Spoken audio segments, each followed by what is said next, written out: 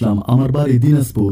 প্রিয় বন্ধুগণ, আমার জীবনের গল্পটা শুরু করার শুরুতেই আমি আপনাদেরকে আমার পরিবারের ব্যাপারে জানিয়ে রাখি। আমার পরিবারে আমি আছি, আমার বাবা আছে, মা আছে, আছে আমার ছোট দুইটা বোন সহ একটা ছোট ভাই। আমরা টোটাল 4 ভাই বোন। আমাদের পরিবারটা একটা নিম্নবিত্ত পরিবার। আমার বাবা একজন কৃষক কিন্তু আমাদের তেমন কোনো জায়গা সম্পত্তি নেই। আমার বাবা অন্যদের জায়গা বর্গা নিয়ে তারপরে চাষবাস করে কোনোভাবে আমাদের সংসারটা চালায়। আর আমার আম্মা একটু মোটামুটি ভালো আছে। আমার আম্মা ভালো বলতে আমার আম্মা আসলে একটু পড়াশোনা জানে, বিশেষ করে আরবির দিক থেকে। আমার আম্মা হচ্ছে মানে কোরআন শরীফ অনেক ভালো পড়তে পারে, যার জন্য আমার আম্মা কী করে আমাদের এলাকার অনেক বাচ্চাদেরকে কোরআন শরীফ পড়ে সকালবেলা।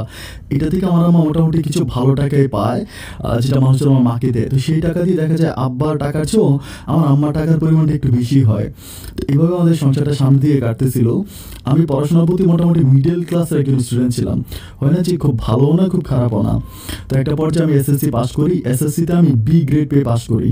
তো পাস করার পরে আমার মা আমাকে আমাদের এলাকারই একটা কলেজে ভর্তি করে দেয়।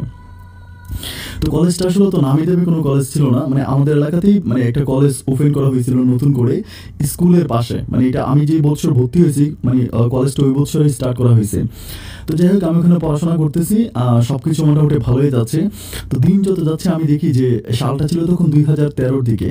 তো 2012-13 সালের ভিতর কিন্তু মোবাইল ফোনটা একেবারে মোটামুটি সবার হাতে প্রায় পৌঁছে গেছে, কিন্তু আমার কাছে কোনো মোবাইল ফোন নাই। এই ব্যাপারটা নিয়ে আমার কাছে খুব কষ্ট লাগে যে আমার মোটামুটি বন্ধুরা যারা আছে সবার কাছে মোবাইল আছে, কিন্তু আমার কাছে কোনো মোবাইল নাই।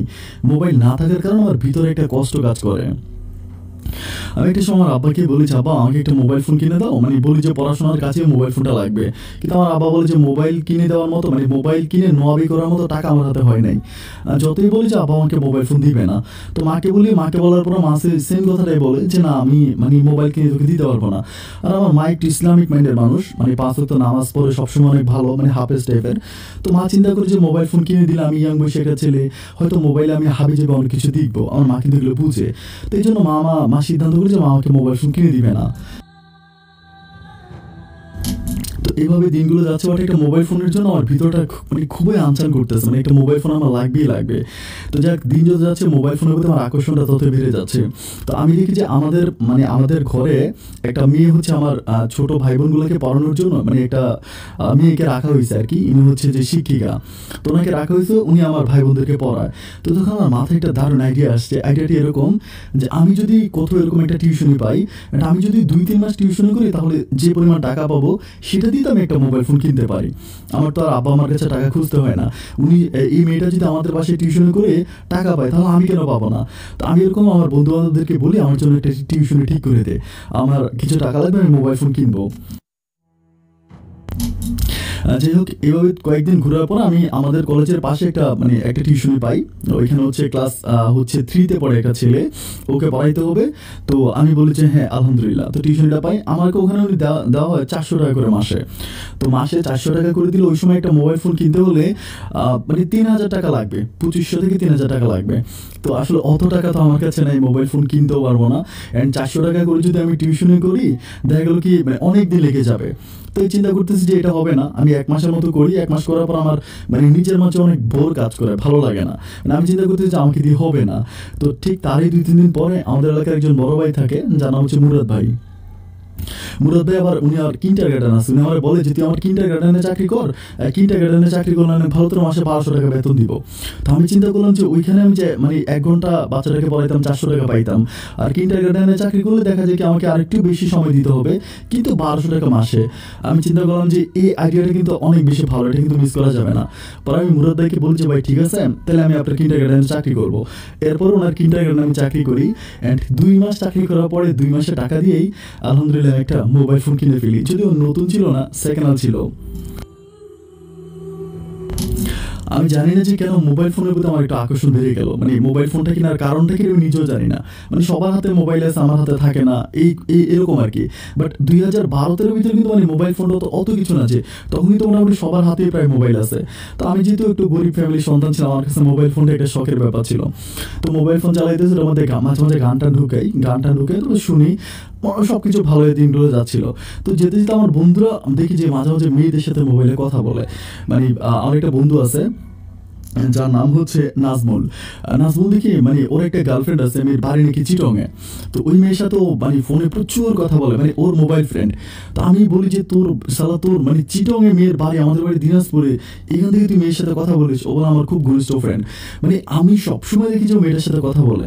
তখন আমার মনে মনে আমার মনে মনে জাগে যে ওর মতো যদি আমার একটা গার্লফ্রেন্ড থাকতো বা আমার একটা যদি মেয়ে বান্ধবী থাকতো, আমি তার সাথে হচ্ছে রাতের বেলায় কম্বল গায়ে দিয়ে, শীতের রাতে কম্বল গায়ে দিয়ে কথা বলতে পারতাম। তো এইভাবে একদিন আমি নাজমুলকে বলি যে নাজমুল, তোর তো গার্লফ্রেন্ড আছে, তুই তো তোর গার্লফ্রেন্ডের সাথে কথা বলিস, আমার খুব ভালো লাগে আমি দেখি যে তোর গার্লফ্রেন্ডের সাথে কথা বলিস। একটা কাজ করবি, আমাকে একটা নাম্বার দিবি, আমাকে একটা নাম্বার দিলে আমি কথা বলতে পারবো। ও আমাকে বলে যে মেয়েদের সাথে কথা বলা কি এত সোজা? আমি বলি না, তুই তো বলিস, আমি দেখেছি তুই দিবি কথা বলতেছিস। ও আমাকে বলে আরে বেটা, কথা বলতে হলে টাকা লাগে, এটাতে এমনি এমনি কথা বলা যায় না। অ্যান্ড মানে কথা বলতে হলে টাকা লাগে, তুই টাকা পাবি কই? মানে ও কিন্তু নাজমুল কিন্তু আমাদের পারিবারিক ব্যাপারটা সম্বন্ধে জানে। তখন আমি বললাম যে মোবাইল যেহেতু কিনতে পারছি, মানে আমি এইভাবেই বলি, হাতি যেহেতু কিনে ফেলছি, কলা গাছের জন্য আর ঠিকবে না। আমি বললাম যে মোবাইল যেহেতু কিনে ফেলছে, মোবাইলে আমি সিম মানে হচ্ছে মানে ব্যালেন্স ভরতে পারবো, কোনো প্রবলেম নাই, তুই আমাকে একটা নাম্বার জোগাড় করে দে। তো আমাকে বলে যে আমার কাছে ওরকম কোনো নাম্বার নেই। আমি বলি যে বন্ধু প্লিজ আমাকে একটা নাম্বার দে না, খুব রিকোয়েস্ট করি, কিন্তু আমাকে কোনো নাম্বার দেয় না। তো ঠিক তারই কয়েকদিন পর আমার আরও কিছু বন্ধু টন্ধু থাকে কলেজে, ওদের সবাইকে বলেছে আমাকে একটা ফোন নাম্বার দে, আমার একটা গার্লফ্রেন্ড খুব দরকার। মানে আমাদেরকে বলি যে মানে তোরা সবাই ফোনে কথা বলিস, মানে আমি কথা বলতে পারি না, গার্লফ্রেন্ড দে। তো অনেকে আমার বলে যে তুই বানায় বানায় নাম্বারে কল দে, এরকম বানায় বানায় নাম্বারে কল দিলে দেখবি যে মানে যেটা মেয়েরা ধরবে, মানে নাম্বার বানায় বানায় দে, তারপর দেখবি মেয়েরা ধরলে তুই মেয়েদের সাথে কথা বলবে। আমার কাছে মনে হয় যে আইডিয়াটা তো মানে খুব বেশি খারাপ না। তো আমি তখন করি কি যে এইভাবে নাম্বার বানায় বানায় কল দিই, কিন্তু মানে বেশিরভাগ ক্ষেত্রেই বন্ধ অথবা ছেলেরা ধরে, আর মেয়েরা যদিও ধরে বাট কোনো কথা বলে না। এরকম মানে দেখা যায় কি যে 10টা নাম্বারে ট্রাই করলাম, কিন্তু এরই মাঝে 5টা বন্ধ আর 5টা খোলা, 5টা মাঝে দেখা যায় 4টাই ছেলে একটা মেয়ে। তো আমি চিন্তা করি আসলে এভাবে তো হবে না, মানে এভাবে হবে না। তো এর কয়েকদিন যাওয়ার পরে একদিন নাজমুল আমার বলতেছে যে, আমার বলতেছে আমিন নাম্বার একটা পাইছি, কথা বলবি? আমি বলি ভাই প্লিজ প্লিজ দে না। আমার বলে ভাই মেয়ে কিন্তু একদম সুপার। আমি বলি তুই দেখছিস? ও বলে আর দেখছি মানে মেয়ের আমি দেখছি, মেয়ে একবার আগুনের মতো। আমি তখন তারই বলি তাহলে বন্ধু প্লিজ আমার নাম্বারটা দে না, আমি একটু কথা বলবো। আমার বলে ঠিক আছে তোরা নাম্বার দিতেছি, কিন্তু তুই কোনোদিন আমি যে তোর নাম্বার দিচ্ছি কিন্তু বলতে পারবি না। আমি বলি আরে না, আমি তোর কথা বলতে যাবো কেন? অ্যান্ড ও আমার বলে যে শোন, তোর বাড়ি যে দিনাজপুর এটা বলবি না। আমি বললাম তাহলে কই বলবো? ও বলে তোর মতো করে একটা জায়গার ঠিকানা বলবি, মানে দিনাজপুর বলে তো সমস্যা তাই না, তুই এলাকার কথা বলবি কেন, শহরের কথা বলবি, হয় ঢাকা কিংবা চিটং এরকম কথা বলবি। তাই আমি বলি আচ্ছা ঠিক আছে, তোকে নাম্বারটা দিয়ে আমি রাতের বেলায় মেয়েটাকে কল দেয়। অ্যান্ড কল দেওয়ার পরে দেখি যে নাম্বারটা বন্ধ। বন্ধ হওয়ার পর আমার তখন মানে প্রচুর পরিমাণ রাগ লাগে, মানে কিরে সালো আমাকে নাম্বার দিল, নাম্বারটা বন্ধ কেন? তো এরপরের দিন কলেজের পরে রাগারাগি করি যে তুই নাম্বার দিয়েছিস, নাম্বার বন্ধ, রাতের বেলায় কল দিছি। আমার বলে কি নাম্বার বন্ধ? আমি বলি নাম্বার তো বন্ধ। ও বলে এখন কল দে। তো আমি তখন নাম্বারটা ডায়ালি নিয়ে আবারও কল দিই। তখন কল দেওয়ার পর দেখি যে কলটা ঢুকছে, অ্যান্ড তখন একটা মেয়ে কলটা রিসিভ করছে। মোবাইল কেনার পরে এই প্রথম আমার মোবাইলের স্পিকারে কোনো একটা মেয়ের কণ্ঠ ভেসে আসছে, আমার কাছে প্রচুর ভালো লাগে, আমি বলে বুঝাতে পারবো না। এরপর আমি বলতেছি যে হ্যালো কে বলতেছেন? পরে বলে যে আপনি ফোন করে আমাকে জিজ্ঞেস করতেছেন আমি কে বলতেছি, আপনি কে বলতেছেন? আমি বলতেছি যে মানে আমার নাম হচ্ছে, মানে আমি একটু আমতা করি। তো বলে যে আমার ফ্রেন্ড কিন্তু সাথে থাকে নাজমুল। আমার বলে রিয়েল নাম বলিস না। তাই আমি বলতেছি যে আমার নাম হচ্ছে মামুন। আমি বলছি আমার নাম হচ্ছে মামুন। তো বলতেছে যে মামুন কোন মামুন? আমি বললাম যে আমাদের বাড়ি ঢাকাতে মিরপুরে আমাদের বাসা, ওরকম করে বলি। মানে আমার মুখ থেকে আসলে যেটা আসতেছে আমি সেটাই বলতেছি, আমি কোনো কিছু কিন্তু মানে ভেবে চিন্তে বলতেছি না। তখন মেয়েটা আমাকে জিজ্ঞেস করেছে আমার নাম্বার কোথায় পেয়েছেন, আমাকে বলে যে নাম্বার কোথায় পেয়েছেন। আমি বলি নাম্বার তো পাইছি এক জায়গায়, এখন মানে পরে বলতেছে যে নাম্বার কোথায় পাইছেন এটা সত্য করে বলেন। আমি তখন বলতেছি যে দেখেন আপনি তো রাগারাগি করতেছেন কেন? মানে পরে বলতেছে নাম্বার কই পেয়েছেন আপনি বলবেন না, আপনার নাম্বার কিন্তু আমি ডিবির কাছে দিব। যখন বলে ডিবির কাছে দিব, আমি তখন লাইনটা কেটে দিই। আমি তখন নাজমুলে বলি বেটা তুই আমার কি নাম্বার দিয়েছিস, তুই সারা ধোকাবাজ। আমার বলে কেন ধোকাবাজ হতে যাবো কেন? আমি বলি বেটা তুই মেয়ের নাম্বার দিস, মেয়ে আমার বলতেছে যে আমি যদি আমার নাম্বার নাকি ডিবির কাছে দিয়ে দিব। তখন নাজমুল আমার বলতেছে আরে বেটা তুই বোকা নাকি, আমার একটু বোঝাতো। আমি বললাম কেন বোকা হইতে যাবো কেন? মেয়েটা আমার বলতেছে যে আমার নাম্বার নাকি ডিবির কাছে দিয়ে দেবে, তাহলে আমি এখানে বোকা আমি কি করলাম? আমার বলে তো মেয়ে কি হয়, মানে ডিবির কাছে দিয়ে দিবি কেন, তুই কি করছিস?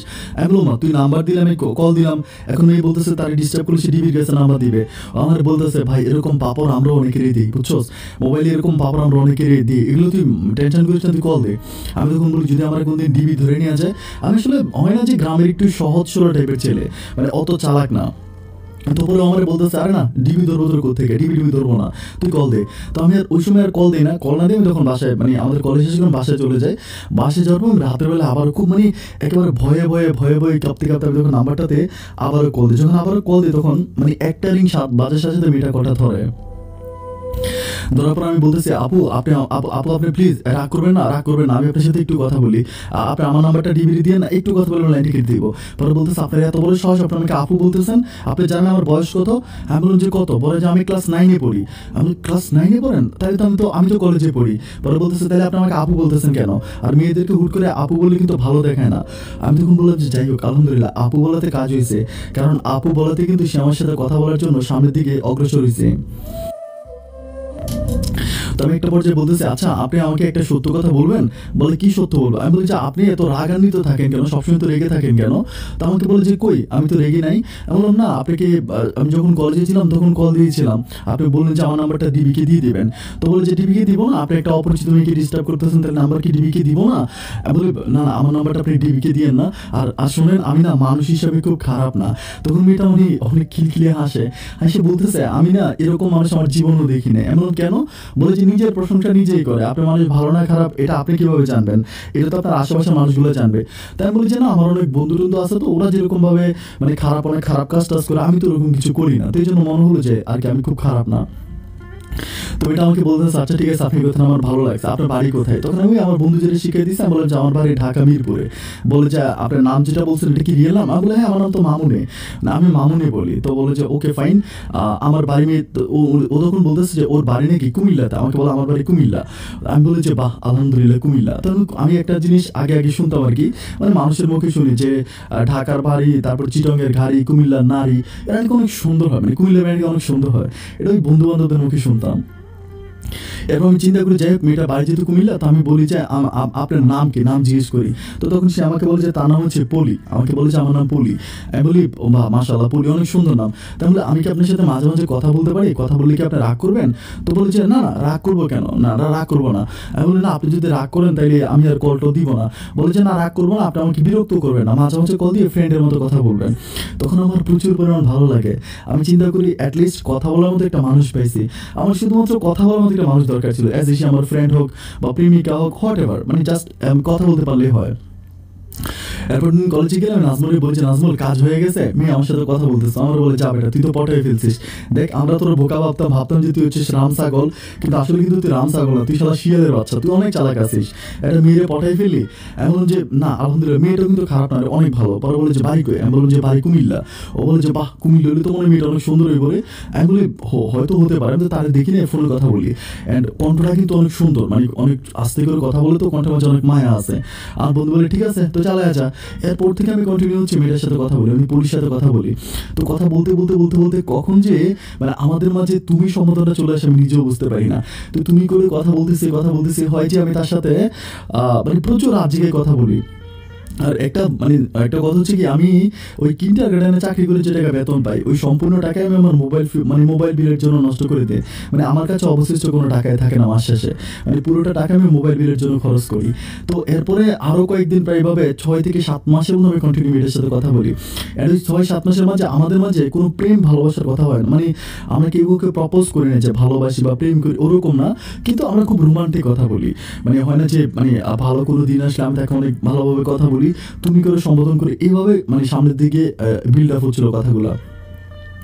একটা পর্যায়ে ফুলি আমাকে বলতেছে যে আমার না একটা প্রবলেম হয়েছে। আমি বলি কি প্রবলেম? বলে যে একটা ছেলে আমাকে প্রপোজ করতেছে আজকে, মানে অনেক দিন ধরে, তো আমার এখন ইচ্ছা করতেছে আমি মানে ছেলেটার সাথে মানে আমি রিলেশন করবো। আমাকে এটা বলে যে আমি এখন চিন্তা করতেছি যে ছেলের সাথে রিলেশন করবো। এটা শোনার পর আমার কোনো ছেলে তখন কাঁপ দিয়ে ওঠে। আমি বলি যে মানে কেন, মানে তুমি ছেলের সাথে রিলেশন করবা কেন? পরে বলে যে না, মানে ছেলেটা আমার সাথে এতদিন ধরে আমার পিছনে ঘুরতেছে, তো আজকে আমার কাছে মনে হচ্ছে আমি তার সাথে প্রেম করবো। আমি তখন বলতেছি তো তুমি কারোর সাথে প্রেম করো না? বলে যে না, আমি তো কারোর সাথে প্রেম করি না। কেন? আমি তোমাকে বলছিলাম যে প্রেম করি। আমি বললাম তাহলে আমার সাথে কি করো? বলে তুমি তো আমার বন্ধু। আমি বললাম আমি তো তোমাকে বন্ধু ভাবি না, আমি তো তোমাকে বন্ধুর চেয়ে আরেকটু বেশি কিছু ভাবি।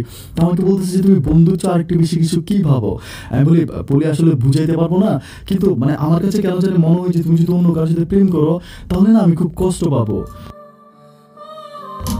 এরপর মেয়েটা আমাকে বলতেছে যে কেন কষ্ট পাবে কেন। আমি বলি যে আমি না তোমার কাছে একটা রিকোয়েস্ট করি, তুমি অন্য কারোর সাথে প্রেম করো না। তো বলে আচ্ছা ঠিক আছে প্রেম করবো না, প্রেম না করলে তুমি খুশি হবা। আমি বলি হ্যাঁ খুশি হবো। এরপর ওর সাথে আমি আরো 2-3 মাস কথা বলি, কিন্তু এই 2-3 মাসের মাঝে আমি কি তাকে ভালোবাসি বলি নাকি সে আমাকে ভালোবাসি বলে এই দিন তারিখ আর সময়টা ঠিক মনে নাই, কিন্তু দুজনের মাঝে একটা গভীর প্রেম হয়ে যায়। এরপর থেকে আমি কন্টিনিউ তার সাথে প্রেম ভালোবাসি নিয়ে কথা বলি।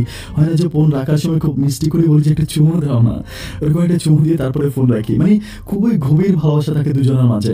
আমি আসলে ঠিক বলে বুঝাইতে পারবো না যে আমার কাছে তখন মানে একটা রুটিন হয়ে যায় যে আমি সারা রাত জেগে তার সাথে কথা বলবো। মানে অন্য কোনো কাজটা আমি করি না, মানে অন্য কোনো কিছুই করি না, আমার কথাই একটা যে আমি রাত জেগে তার সাথে কথা বলবো। মানে এরকম হয়ে যে আমি তার সাথে কথা বলতে বলতে কতবার, মানে কত সকাল পর্যন্ত যে আমি জেগেছিলাম তার কোনো হিসাব নাই। আমি তার সাথে গভীর প্রেমে মগ্ন হয়ে যাই। এভাবে কথা বলতে বলতে একদিন হচ্ছে আমাদের এলাকাতে হচ্ছে নির্বাচনের মাইকিং হইতেছিল। তখন ওই মেম্বারি আর চেয়ারম্যানের নির্বাচন হচ্ছিল। তো মাইকিং হচ্ছিল, বিভিন্ন জায়গায় হচ্ছে মাইকিং করতেছে। তো মাইকিং যখন করতেছে তো আমি ওর সাথে কথা বলতেছিলাম ফোনে।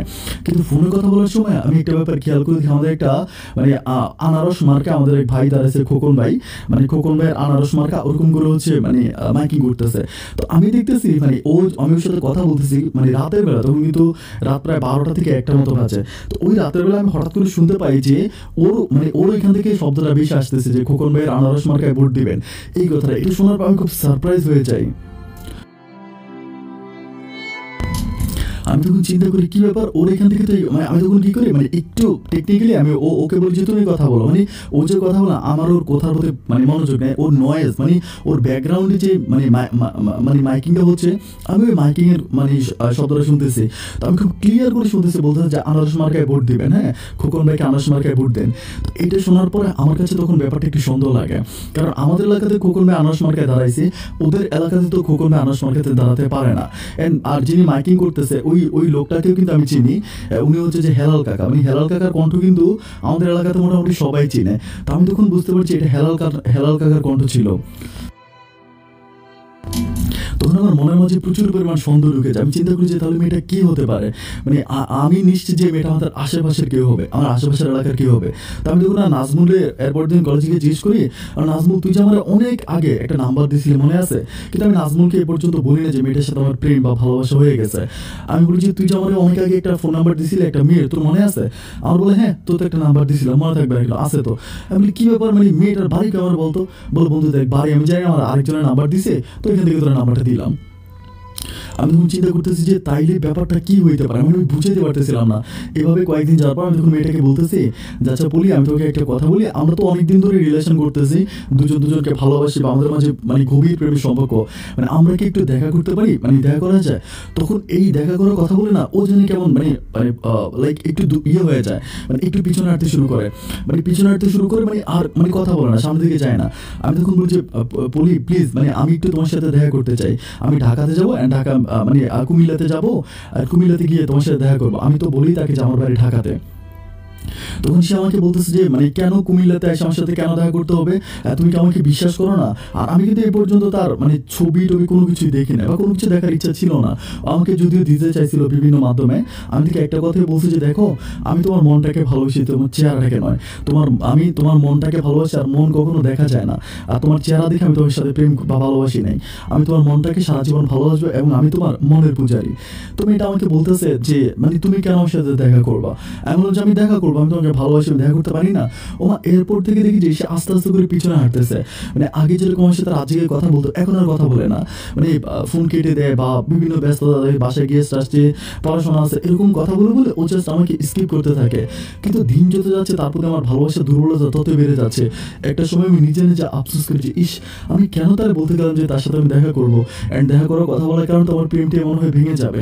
আমি একটা পর্যায়ে চিন্তা করি এমনও তো হইতে পারে যে তার এলাকাতে কোনো নির্বাচনে মাইকিং হইতেই পারে, ওদের এলাকাতে হয়তো কোনো লোক এরকম খোকন নামের কোনো লোক হয়তো আনারস মার্কায় দাঁড়িয়েছে। আমি তখন সবকিছু ফার্স্ট ডে নেওয়ার জন্য ট্রাই করি, কিন্তু দিন কেটে যাচ্ছে, রাত কেটে যাচ্ছে, তার সাথে আমার কথাবার্তা বলা হয় না।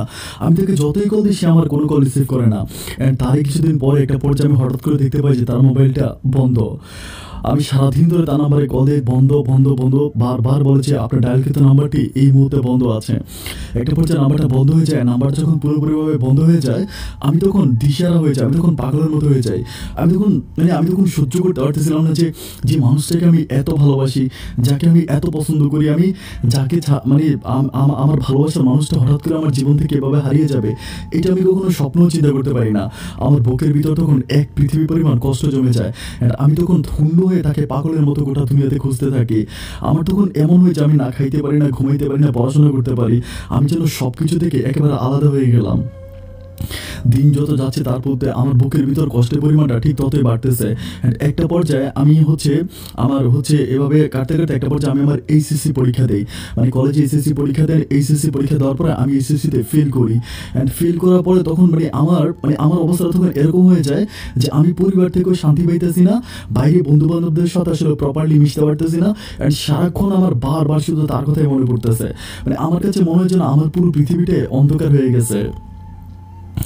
এভাবে প্রায় আরও 4 থেকে 5 মাসের মতো কাটে, কিন্তু তার সাথে আমার আর কোনো কথাবার্তা বলা হয় না। কিন্তু তার মোবাইল নাম্বারটা আমি তার নাম্বারটা আমি আমার ফোনে জান দিয়ে সেভ করি। আমি সময় পেলে আমার মোবাইলে তার নাম্বারগুলো দেখি, তার নাম্বারটা দেখতে আমার খুব ভালো লাগে। এভাবে দিনগুলো যাচ্ছে। তো আমাদের পাশের ঘরে আমার একটা চাচাতো বোন আছে, দূর সম্পর্কের চাচাতো বোন। তো ওনার নাম শিরিন। তো শিরিন আপা আমাকে বলতেছে যে তোর দুলাভাইয়ের সাথে একটু কথা বলবো, তোর মোবাইল একটু দিবি। তো আমি বলতেছি যে দুলাভাইয়ের সাথে কথা বলবো, দুলাভাই কি মোবাইল চালায় নাকি? পরে বলে অন্য একজনের কল দিব, অন্য একজনের কল দিলে তো দুলাভাইয়ের কাছে নিয়ে দিবে। তাই আমি বললাম যে আচ্ছা ঠিক আছে, তুই তাও নাম্বার দাও। উনি আবার মোবাইলে নাম্বার ঢুকাইতে পারে না। তাই আমি বললাম যে ঠিক আছে নাম্বার দাও। তো নাম্বারটা দেওয়ার পর আমি তখন আমি ভাত খাইতেছিলাম, ভাত খাইতে খাইতে তখন আমি নাম্বারটা উঠেছিলাম, নাম্বারটা উঠাইতে আমি যখন কল দিলাম, কল দেওয়ার পর আমি যখন মোবাইল ফোনের ডিসপ্লের দিকে তাকালাম, তখন আমি দেখলাম যে ওখানে জান লেখাটা আসছে। আমি যখন জান লেখাটা দেখতে পাই, তখন আমি ভালো করে ভাতের প্লেটটা দূরে ঠেলে দিয়ে আমি তখন মোবাইল ফোনের দিকে তাকে আবার কাটি, লাইনটা কেটে নাম্বারটা মিলিয়ে দেখি যে এই নাম্বারটা আমার ভালোবাসার মানুষ ফলির নাম্বার। আমি যখন দেখতে পাচ্ছি ফোন নাম্বার, তখন আমি একদম আমি বসে থাকি, বসা থেকে লাফ দিয়ে উঠে যায়। লাফ দিয়ে বলতেছে শিরিনাপা এই নাম্বারটা কার? পরে বলতেছে কেন, এটা আমার ওই যে তোর দুলাভাই যে কাজ করতেছে, ওই মেয়েদের ঘরের পেছনে কাজ করে, এটা হচ্ছে ফলির নাম্বার। আমি বলি ফলি? বলে হ্যাঁ এটা ফলির নাম্বার। তো আমি বলতেছি যে এই মেয়েটাকে তুমি চিনো? বলে চিনবো না কেন, এটা তো আমার শ্বশুর বাড়ির মানুষ, ওগো ঘরের পিছনে একটা বিছনা আছে, ওই বিছনার ভিতরে তো দুলাভাই কাজ করে। এখন এই মেয়েরা বললে এই মেয়ে নিয়ে তো দুলাভাইয়ের কাছে মোবাইলটা দিব, আমি কথা বলবো। আমি তখন ব্যাপারটা ক্লিয়ার বুঝতে পারি যে এইটা আমি তখন মিলাইতে পারতেছিলাম। আমি খুশিও হই আবার কষ্টও পাই, বুঝতে পারতেছিলাম যে আমি কি বলবো। আমি তখন শিরিন আপাকে বলতেছি যে আপা তোমার দুইটা পায়ে ধরে তুমি আমার একটাবারই মেয়ের একটা ছবি দেখাও না। পরে আমার বলতে আরে তুই মেয়েরে চিনোস নাকি? আর তুই তো কোনোদিন আমার শ্বশুর বাড়িতে যাসও নাই। আমি বললাম তোমার শ্বশুর বাড়িতে কোনোদিন যাইনি ঠিক আছে, কিন্তু কেন জানি আমার এই মেয়েটার খুব দেখতে ইচ্ছে করতেছে। উনি আমার বলে কেন এই মেয়েরে তুই দেখতে ইচ্ছে করবে কেন, এই মেয়েরে তুই কেমনে চিনোস? আমি বলি যে না আমি চিনি না, কিন্তু আমার এই মেয়েটার একটু দেখাবা। আমি পারতেছি না ওনাকে সবকিছু খুলে বয়ে ফেলি। তুমি বলে যে তুই দেখলে আমার শ্বশুর বাড়ি যাইতে হবে, আমার শ্বশুর বাড়িতে গেলে দেখাইতে পারবো। আমি বলতেছি তাহলে তুমি শ্বশুর বাড়িতে কবে যাবো? বলে আমি তো আর 3-4 দিন পরে যাবো। বলি তাহলে আজকে চলো না তোমার শ্বশুর বাড়িতে? বলে যে আজকে কেন? আমি বলি প্লিজ আজকে চলো না। তুমি আমার বলতেছো যে আজকে যাবো? আমি বললাম হ্যাঁ তুমি আজকেই যাবা। তো খুব রিকোয়েস্ট করার পরে সন্ধ্যার পর আমাকে নিয়ে ওনার শ্বশুর বাড়িতে রওনা দেয়। আমার রিকোয়েস্ট আর কিছু না, আমি নিজে রিক্সা নিয়ে আসি, আমি নিজে রিক্সা ভাড়া দিব এটা বলি। তো আমি ওনার সাথে ওনার শ্বশুর বাড়িতে যাই। শ্বশুর বাড়িতে যাওয়ার পর আমি তখন সর্বপ্রথম ওনার শ্বশুর বাড়িতে যাওয়ার পর আমি তখন আমার ভালোবাসার মানুষ বলিকে দেখতে পাই। এর আগে আমি তাকে আর কখনোই দেখি নাই, কিন্তু আমি তাকে না দেখলে কি হয়েছে, আমি তাকে নিয়ে আমার বুকের ভিতর একটা স্বপ্ন অঙ্কন করেছি। আমি তাকে নিয়ে আমার বুকের ভিতর একটা ঘর বানিয়েছি। অ্যান্ড তাকে দেখার পর আমার কাছে মনে হলো আমার এই ভালোবাসার মানুষটা আর আগের মানুষটার মাঝে কোনো পার্থক্য নাই। আমি তার সাথে কথা বলতে বলতে আমার মনের ভিতর তাকে নিয়ে যেমন একটা ছবি অঙ্কন করেছি, বাস্তবতায় তার সাথে মিলিয়ে দেখতেছি এই ছবির সাথে ওই ছবির হুবাহুব মিল। আমার তখন এত ভালো লাগে, আমি ওর দিকে তাকে মুসকি মুসকি হাসতেছি। তো ও বলতেছে এটা কে, একে জিজ্ঞেস করে, আমার বোনকে জিজ্ঞেস করে। তো বলে যে এটা আমাদের বাড়ি রে, তুই চিনবি না আমাদের বাড়িতে। তো আমার বলে কি রে তুই না ওরে দেখতে চাইছিলি, এখন দেখ কি ওর মাঝে কি আছে। তো তখন পুলি বলতেছে আমাকে দেখতে চাইছিলেন কেন, আমাকে দেখতে চাইছিলেন কেন? পরে আমি মানে কোনো কথা বলি না, আমি জাস্ট ওর মুখের দিকে তাকাই আছি, আমি কোনো শব্দ করি না। অনেকক্ষণ ধরে মুখের দিকে তাকায় থাকার পর তখন পুলি আমাকে বলতেছে, শিরিন আপা বলতেছে যে এই তো ঘরে আয়। তো আমাকে ঘরে নিয়ে যায়। তো আমি তখন সন্ধ্যা হয়ে যায়, প্রায় রাত 7টার মতো বাজে, সন্ধ্যা 7টা। আমি তখন ওই শিরিন আপাকে বলতেছি যে তোমার ওই ননদটাকে একটু ডাইকে আনো না, মানে ওই যে পুলিরে ডাইকে আনো। পরে বলে কেন? আমি বলি একটু ডাইকে আনো না। তো বলে যে আচ্ছা ঠিক আছে, লুডো খেলবি? উনি নিজে বলে। আমি বলি যে হ্যাঁ লুডো খেলবো, যা একটু ডাইকে নিয়ে আসো। তো উনি তখন মেয়েটাকে যায়, মেয়েটাকে ডাক দেয়, মানে ডাইকে বলে যে আমার ওই ভাই নাকি লুডো খেলবে তোর সাথে, আয় লুডো খেলতে আয়। তো লুডো খেলার কথা বলে ওকে তখন নিয়ে আসে। আনার পরে আমি তখন লুডো খেলার জন্য বসি। তো লুডো খেলতেছি, লুডো খেলতে খেলতে আমি তখন মানে লুডো খেলতেছি আর তার দিকে তাকাইতেছি, মানে তার হাতগুলো এত ফর্সা, এত সুন্দর লাগে, মানে তার দিকে তাকালে জন্য নর্মালি কোনো মানুষ দিশারা হয়ে যাবে, এত এত সুন্দর এবং দেখার মতো একটা মেয়ে। যাই হোক, এইভাবে আমরা লুডো খেলতেছি। লুডো খেলা শেষ হওয়ার পরে সে চলে যাচ্ছে, মানে খেলা শেষ চলে যাচ্ছে। আমি তখন বলে যে আপা আমি একটু আসতেছি, এটা বলে আমি সে এক দরজা দিয়ে বের হয়, আমি আরেক দরজা দিয়ে বের হয়ে দৌড়ে তার সামনে যেয়ে দাঁড়াই। তার সামনে যেয়ে দাঁড়ানোর পর আমি বলি যে আপনার সাথে আমার কথা আছে। এটা বলার পর আমার দিকে বলছে তো এতক্ষণ লুডো খেলেছি, কথা বলার থাকলে এতক্ষণ বলেন নাই কেন? এখন দৌড়ে ঘরের পিছনে আসছেন আমাকে বলার জন্য, কি বলতে চান? আমি তখন বলি যে কি নাম আপনার? পরে বলেছে আমার নাম পলি। আমি বলি পলি আপনি কি হচ্ছে মামুন নামের কাউকে চিনেন? এটা বলার পর তখন মানে মেয়েটা আমার দিকে একেবারে অপলক দৃষ্টিতে তাকায় থাকে, মানে তাকায় থাকে বলতে তখন সে মানে আর কোনো কথা বলে না, মানে একেবারে চন্দ্রিমা রাত ছিল, মানে চাঁদের আলোটা তার মুখের মধ্যে পড়তেছিল। তো মানে ও যেন একদম মানে আসমান থেকে পড়ে, কোনো কথা বলে না। আমি বলি আমি আপনাকে প্রশ্ন করতেছি, আপনি কি মামুন নামের কাউকে চিনেন? বলে যে না আমি মামুন নামের কাউকে চিনি না। কিছু না, এটা বলার পর যখন চলে যাচ্ছে আমি তখন তার হাতটা ধরে আমি তখন কী করি, তখন আমার মোবাইল ফোনটা বের করে তার নাম্বারে কল দিই। কল দেওয়ার পরে তখন আমি তাকে বলতেছি যে নাম্বারটা বন্ধ করে রাখছি কেন? তখন সে মানে কোনো কথা বলে না। আমি বলি যে নাম্বারটা তো আমি প্রায় 1 মাসের উপরে কল দিয়েছি, বাট নাম্বারটা বন্ধ ছিল, কেন বন্ধ করে রেখেছিলাম? তো আমাকে বলে 1 মাস দিয়েছেন, মানে 1 মাস দিয়েছো, তোমার ভালোবাসা তো 1 মাসই ছিল, 1 মাসের বেশি তো ছিল না, এই জন্য 1 মাস দিয়েছো, এরপরে দাও নাই কেন? আমি বললাম যে এরপরে দেই নেই কেন সেটাও বলি, কারণ তুমি আমার সাথে মিথ্যে বলেছো, তুমি না বলছো তোমার বাড়ি কুমিল্লাতে। তখন লজ্জা আর কোনো কথা বলে না, তখন নিচের দিকে তাকায় থাকে। একটু পর আমাকে বলতেছে যে আমি মিথ্যে বলেছি, মানে তুমি কি সত্য বলেছো? তুমি না বলেছিলে যে তোমার বাড়ি নাকি ঢাকা মিরপুরে, তুমি কি বলেছো তোমার বাড়ি দিনাজপুর? আমি তখন কোনো কথা বলি না। আমি বলি যে ভুল তুমিও করেছো, আমিও করেছি, কিন্তু তার ভুলের এভাবে তুমি আমাকে খেসারত, মানে আমাকে তুমি কষ্টটা দিলা। আমাকে বলে কষ্ট কি শুধু তুমি পাইছো, আমি কষ্ট পাই নাই? আমি বলি তুমি কেউ কষ্ট পাইলে, তুমি তো দিব্যি ঘুরে বেড়াচ্ছ, তোমাকে দেখে মনে হয় যে তোমার মাঝে কোনো কষ্ট আছে। কথা বলতে বলতে একটা সময় শিরিন আপু পিছন থেকে এসে বলে কি রে তোরা কি কথা বলিস? তো উনি যখন আসে তখন ওর মতো চলছে, আমি আমার ঘরে চলে আসি। রাতটা কেটে যায়, সকালবেলা তার সাথে আমি আবারও দেখা করি। দেখা করার পর আমাকে বলতেছে তুমি এখান থেকে চলে যাও। বললাম কেন? ও বল তুমি এখান থেকে চলে যাও, আমার এখন মোবাইল খোলা আছে, আমি মোবাইলে কথা বলবো। এরপর দুপুরবেলা আমি বাড়ি থেকে চলে আসি। বাড়ি থেকে আসার পর আমি তার সাথে মোবাইলে কথা বলি। তো কথা বলার সময় আমি থেকে জিজ্ঞেস করেছি মানে কারণটা কি, তুমি আমাকে একটু বলতে পারো? আমাকে বলে কোনো কারণ নাই, আমি এমনি বন্ধ করে রাখছিলাম মোবাইল। আমি এমনি বন্ধ করে রাখছিলাম? ও বলে হ্যাঁ, কারণ তুমি বলছিলে দেখা করার জন্য, এখন আমার বাড়িতে কুমিল্লা না, আমি কেমনে দেখা করবো? তাই আমি বলি আর কখন এরকম করবা? ও বলে না করবো না। এরপর থেকে মানে তার সাথে আমার একটা মানে এরকম হয় যে আগে আমি তার প্রতি যতটা গভীর ছিলাম, এখন মনে হচ্ছে আমি তার প্রতি আরও বেশি দুর্বল হয়ে গেছি, মানে আগের চেয়ে আমার ভালোবাসাটা আরও বেশি গভীর হয়ে গেছে। এভাবে সম্পর্কটা সামনের দিকে যাচ্ছে। একটা পর্যায়ে ও আমাকে বলতেছে যে আমার তো কোনো ভাই বোন নেই, ও কিন্তু ওর বাপ মায়ের একমাত্র মেয়ে। তো আমাকে বলতেছে আমার কোনো ভাই বোন নেই, আমার বাবা মা কিন্তু যে কোনো সময় আমাকে বিয়ে দিয়ে ফেলতে পারে, আমাকে এটা বলে। তো বলছে বাবা মা যে কোনো সময় বিয়ে দিয়ে ফেলতে পারে, তুমি একটা কাজ করো, তোমার পরিবারকে আমাদের বাসায় বিয়ের প্রস্তাব পাঠাও। যখন এই কথা বলে তখন আমি শিরিন আপুর সাথে কথা বলি। শিরিন আপুর বলি যে শিরিন আপু এই ঘটনা, আমি তো মেয়েটারে পছন্দ করি। তখন আমি তার কাছে একটু খুলেই বলি, মানে ওই আগের কাহিনীগুলো বলি না, শুধু বলি যে একটা মেয়েটারে আমি পছন্দ করে ভালোবাসি, এখন মানে তুমি কি মেয়ের বাবা মায়ের সাথে আমার বাবা মায়ের কথা বলাই দিবা? উনি তখন আমাকে বলতেছে যে আমি কথা বলাই দিব কেন, মানে তুই তোর বাবাকে পাঠাবি মেয়ের বাবার সাথে কথা বলা। তো আমি তখন বলি যে মানে উনি ওই আমার কাছে বিয়ে দিবে। পরে বলি যে ওরা তো একটু বড় লোক, হয়তো নাও দিতে পারে, কিন্তু তুই তোর বাবারে পাঠা। তো এখন আমি আমার বাবাকে কীভাবে আমার বিয়ের কথা বলবো? আমি তখন শিরিন আপাকে বলি যে তুমি আমার আব্বার একটু মানে বুঝিয়ে কও না, তুমি আমার বলো যে আমি বললে হবে, আমি বলি তুমি বললেই হবে। তো উনি তখন মানে দুষ্টামি করতে করতে একদিন আমাদের ঘরে আমার আব্বাকে বলে। উনি কিন্তু আবার 2-3 দিন পর আমাদের বাড়িতে আবার চলে আসে। ওনার মা অসুস্থ, যার জন্য উনি আমাদের বাড়িতে থাকবে। সেদিন আমার সাথে গেছিল শুধুমাত্র আমার রিকোয়েস্ট, আর কিছু না। এরপর আমাকে আমার আব্বার সাথে কথা বলে আমার আব্বাকে বলতেছে আমার আব্বা বলতেছে ইয়া চাচা আমগো বাড়িতে আমার শ্বশুর বাড়িতে একটা সুন্দর মেয়ে আছে, মেয়েটার নাম হচ্ছে লিপি, সরি মেয়েটার নাম হচ্ছে পলি, মেয়েটা দেখতে অনেক সুন্দর। এখন মানে আপনি যদি চান আপনার ছেলেকে ওইখানে বিয়ে করাইতে পারেন। এটা মানে শিরিন আপা আমার আব্বাকে বলে। আব্বা বলে কেন, ওর কি বিয়ের বয়স হয়েছে নাকি? পরে বলতেছে পড়াশোনাও করে না, মাঠে ঘাটে কাজ করে, বিয়ে করে দিলে সন্তানের বেটা ভালো না। তখন উনি হাসে, আমার আব্বা কিন্তু আবার কি সরল সোজা, আব্বা হাসে। তো হাসার পর তখন আমি মারে বলি, মা দেখছো মানে শিরিন আপা যেটা বলছে কথা কিন্তু ঠিক আছে, আমি শুনছিলাম ওনার শ্বশুরবাড়ি থেকে সুন্দর মেয়ে আছে, আমার ওই মেয়েটা বিয়ে করাবা। তখন আমার মামার আব্বার সাথে কথা বলার পরে 2-3 দিন পরে আব্বা তখন ওই পলির বাবার সাথে দেখা করতে যায়। গিয়ে আমার আব্বা যথারীতি পলির বাবার কাছে মানে সবকিছু বলে যে আপনার মেয়ে দেখতে আসছিলাম, আপনাকে একটা মেয়ে আছে এমন কথা বলে। কিন্তু পলির বাবা আমার বাবাকে একেবারে মুখের উপরে না করে দেয়, মানে মুখের উপর বলে যে আমার মেয়েকে এখন বিয়ে দিব না, এটা বলে। তো আমি তখন বলছি, পলি আমাকে বলতেছে যে না আমার বাবা আমাকে বিয়ে দেবে, কারণ বাবা বিভিন্ন দিক থেকে ছেলে দেখতেছে। আমি বলি যে তোমার আব্বা আমার আব্বার কাছে বলো যে এখন নাকি তোমাকে বিয়ে দেবে না। আমাকে বলতেছে তাইলে মনে হয় তোমার কাছে বিয়ে দেবে না, এই জন্য মনে হয় আব্বা একটা মানে কৌশল অবলম্বন করছে, কিন্তু আব্বা আমাকে বিয়ে দেবে। আব্বা বিভিন্ন জায়গায় মানে বিভিন্ন দিকে আমার জন্য ছেলে দেখতেছে। পরে আমি বলতেছি তাহলে কি করা যায়। অ্যান্ড ও তখন ভিতরগতভাবে মানে ব্যাপারটা নিয়ে কথাবার্তা বলো পরিবারে, মানে ওর পরিবারের কথাবার্তা বলে আমার ব্যাপার নিয়ে। তখন ও জানতে পারে যে ওর বাবা নাকি মানে আমরা নাকি গরিব ছিলাম, ওর বাবা আমাদের সম্বন্ধে জানছে, জানার পরে ওরা আমার বাবাকে না করে দিছে। তো আমি তখন তারা বলতেছি যে তাহলে এখন কি করা যায়, তুমি তোমার আব্বার কাছে বলো। আমাকে বলে যে আমার পক্ষে কোনোদিনই সম্ভব না আমার আব্বাকে এসব কথা বলা। আমি বলি তো তুমি যদি তোমার আব্বাকে এসব কথা না বলো তো কী করে হবে।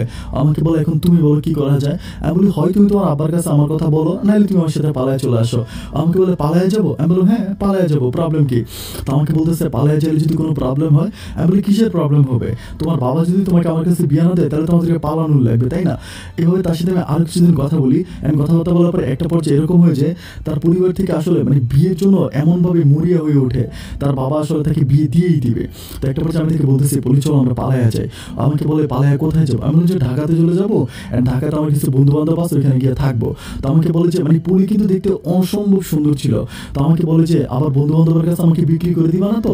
আমি তখন তাই বলি এই কথা তুমি কেমন করে বলতেছো, তুমি তো হিসাব করলে আমাদের এলাকার মেয়ে, তাই আমি তোমাকে কীভাবে বিক্রি করবো। যাই হোক কথাবার্তা বলি। তারপরে আমরা 2-3 দিন পর আমরা একটা দিন ধার্য করি। অ্যান্ড ওই দিন অনুসারে আমি সকালবেলা হচ্ছে বাসা থেকে বের হয়, বাসা থেকে ওর কাপড় চোপড় নিয়ে কেমনি বের হওয়ার পর আমি তখন সকালবেলা তাকে নিয়ে আমি কিছু টাকা পয়সা ঘর থেকে নিয়ে যাই। ওই টাকা পয়সা নিয়ে আমি তাকে নিয়ে সরাসরি ঢাকাতে রওনা দিই।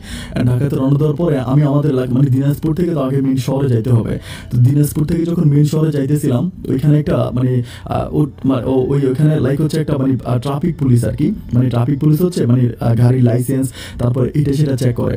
তো চেক করতেছে ওই সিএনজি লাইসেন্স তারপরে সিএনজির কাগজপত্র চেক করতেছে। তখন পুলিশ খুব টায়ার্ড, মানে ও কান্নাকাটি করছে, তো একটু টায়ার্ড হয়ে মানে শুয়ে আছে। ওর মাথা তখন আমার হাতের সাথে ওর মানে এরকম হেলাতে শুয়ে আছে। তখন ওই ট্রাফিক পুলিশ ওই মানে কাগজপত্র, ড্রাইভারের লাইসেন্স তারপরে সিএনজির কাগজপত্র চেক করার সময় পিছনের দিকে তাকে আমাদেরকে দেখতে পারবো। আমার বলতেছে ভাই একটু নাইমা আসেন, আমাকে বলে মানে কি পুলিশ বলে। তো পুলিশ যখন এটা বলে তখন আমার মনে প্রচুর পরিমাণ ভয় ঢুকে যায়। আমি চিন্তা করি আল্লাহ না জানি আজকে কি হয়। তখন আমি নামার পরে পুলিশ আমাকে বলতেছে যে মানে আপনার কি হয়, মানে আমার পুলিশের কথা জিজ্ঞেস করে যে মেয়েটা কি হয়। পুলিশ কিন্তু তখন সিএনজির ভিতরে ছিল। আমি তখন একটু মানে কৌশল অবলম্বনে আমার বউ হয়। পরে বলেছে আপনার বউ। আমি বলি হ্যাঁ। বলে কাবিনের কাগজ আছে। আমি বললাম কি বলেন, কাবিনের কাগজ থাকবে কেন। তো পরে বলতেছে যে আমাকে বলতেছে তখন ওকেও ডাকে, পুলিকেও নামানোর পরে মানে ওই পুলিশের দিকে তাকেও কাঁপাকাঁপি করতেছে, মানে ওরকম করে কাঁপতেছে। মানে পুলিশ তখন মানে পুলিশকে দেখে বুঝে ফেলে যে এখানে কিছু একটা আছে। তো তখন পুলিশ আমাদেরকে ওনাদের এই ভিতরে নিয়ে যায়, মানে ওখানে একটা লাইক হচ্ছে তাঁবুর মতো আছে, ওখানে নিয়ে যায় আমাকে যখন ধমক দেয় তখন আমি কিন্তু ধমকে শক্ত থাকি। অ্যান্ড পুলিকে যখন জোরে ধমক দেয় তখন পুলি বলে যে আমরা বাসা থেকে পালাই আসছি।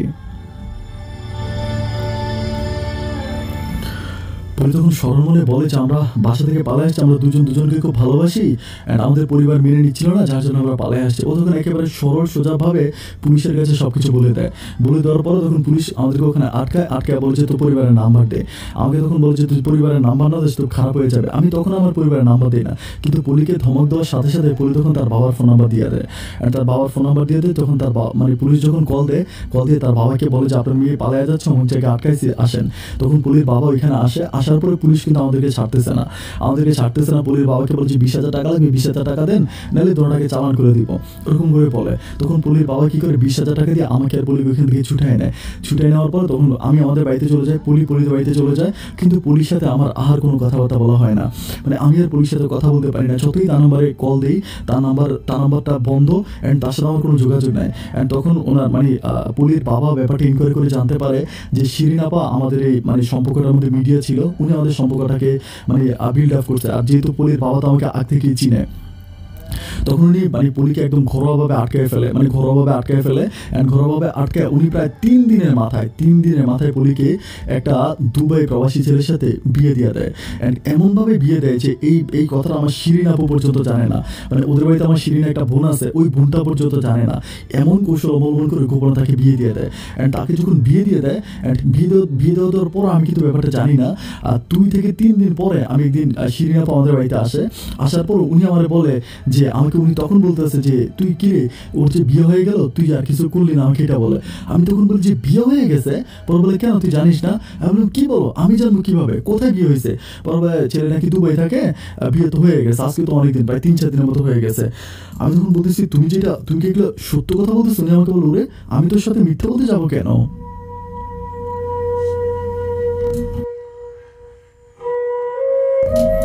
আমি তখন বলতেছি মানে আমি তখন প্রচুর পরিমাণ কান্না করি, মানে একেবারে কান্নায় ভেঙে পড়ি, মানে এত পরিমাণ কান্না করি যে বলে বুঝাইতে পারবো না।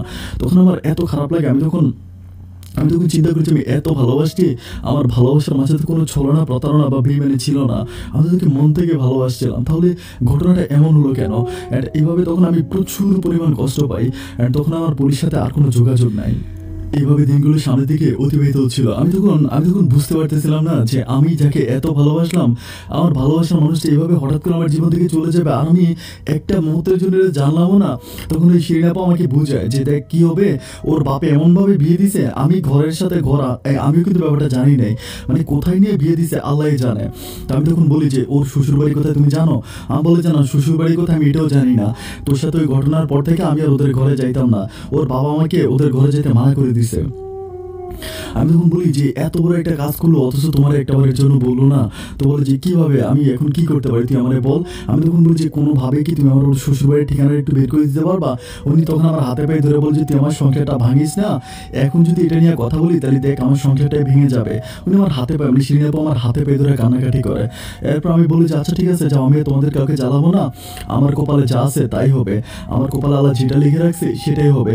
এরপর থেকে আমি মনকে বুঝাইতে থাকি ও তো আমাকে ভালোবাসছিল, আমিও তাকে ভালোবাসছি, ও তো আমার হাত ধরে ওর ঘর থেকে পালিয়ে পর্যন্ত আসছিল, কিন্তু আমার ভাগ্যে ছিল না যার জন্য সে আমার জীবন থেকে চলে গেল। আমি আর কি করব? এভাবে আরও প্রায় কয়েকটা দিন কাটে।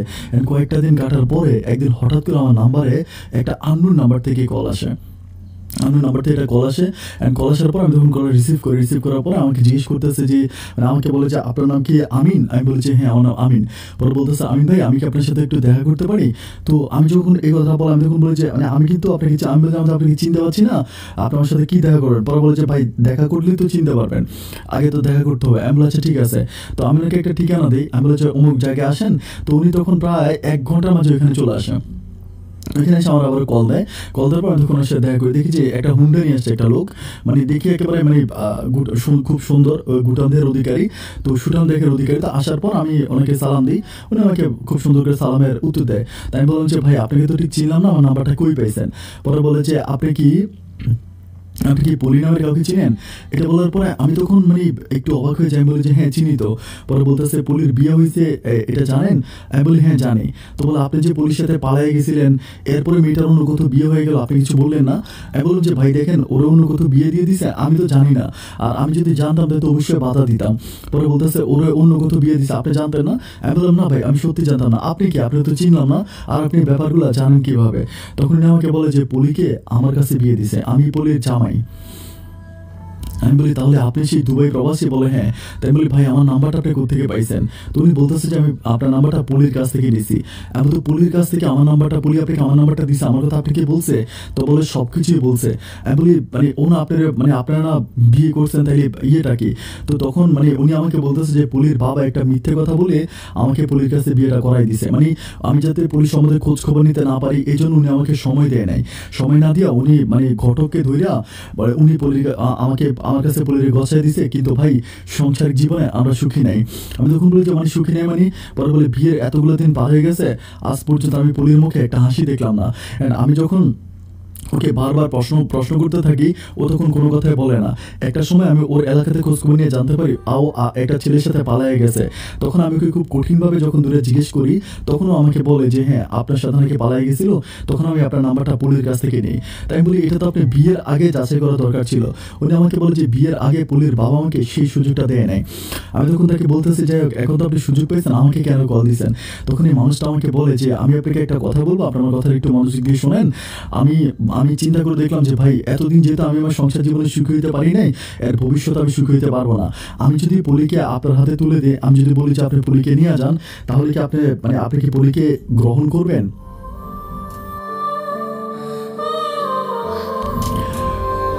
ওনার এই কথাটা শোনার পর আমি যেন আসমান থেকে পড়ছি। মানে আমি আমি আমি কাউকে বিশ্বাস করতে পারবো না, তখন আমার অনুভূতিটা কি ছিল।